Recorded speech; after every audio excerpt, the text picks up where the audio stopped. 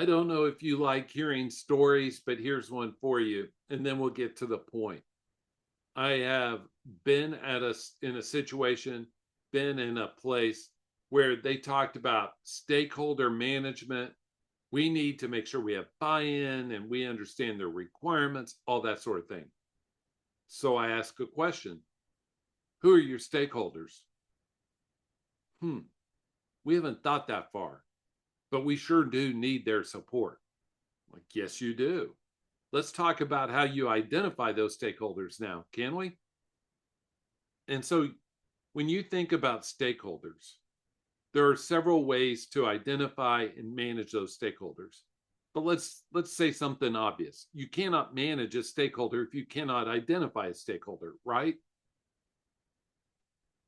Now let's look at how to identify a stakeholder. I usually think outside in. So not let's start outside of IT. Who would help us frame success best? Who uses our technology services in an optimal way that would give us great feedback and direction? That's a great question, right? Is it audit? Is it some other group, sales, marketing, accounting, whatever? And then let's build a persona for them and understand how do we communicate with them. Because if we identify them as stakeholders, don't we have to manage them now? And by managing, it's not like managing an employee. When you manage stakeholders, you are doing something much more. You are coming to them with a clear request. This is what I need you to do. This is how I need your help. You are coming to them with a clear message. Here is the purpose of our initiative. You are coming to them with clear questions. How can we reach these other departments in such a way that will be successful? We'll lean on their expertise. We need to manage these stakeholders in one other way. And let me back up.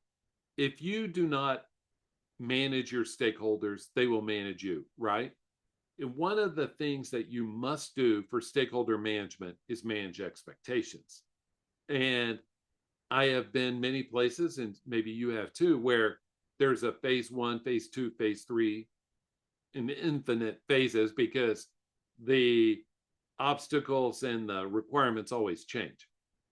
But given that scenario, we should not have stakeholder expectations that it's going to be fully mature when we're only on phase one. So we need to make sure that we communicate those expectations for the stakeholders. One thing I could tell you about user experience, customer experience, if you do not communicate expectations for the other side, they will create their own expectations, and they're probably at a higher level than what you would have. For example, if you are creating expectations for your stakeholders on a new tool, you want to say it does X, Y, and Z, but not Q. If you do not tell them, they may want it to do A through Z, and then you have to do a lot of explaining after the fact. You want to proactively communicate the expectations. And you want to do it on a rhythm basis so it's regular and they are all like, yeah, we know. But that means you've done a great job communicating. But we need to look at every stakeholder from outside in. So we look at the ones in the business areas, maybe even customers, and then we come back into IT and we think, which areas do we need to include early on for the most efficient, most effective implementation? And you have probably seen this, and I have too. One of the biggest mistakes is not including security, risk, compliance early on, governance, all that sort of thing. You do not include them early on, you will have some times where you have to pause and let them catch up. And so you want to bring them on as advocates so they can help you navigate the nuance of whatever it is you're trying to do. So include your stakeholders from outside in. Make sure you include your technology teams that will help you drive success, and include the people that nobody else does early on, like security, governance, risk, compliance. What would you add to the list? This is Jeffrey T. Ferteller with Service Management Leadership. Thank you for joining us. But I would welcome your feedback. What would you add to the list? How would you approach stakeholder management?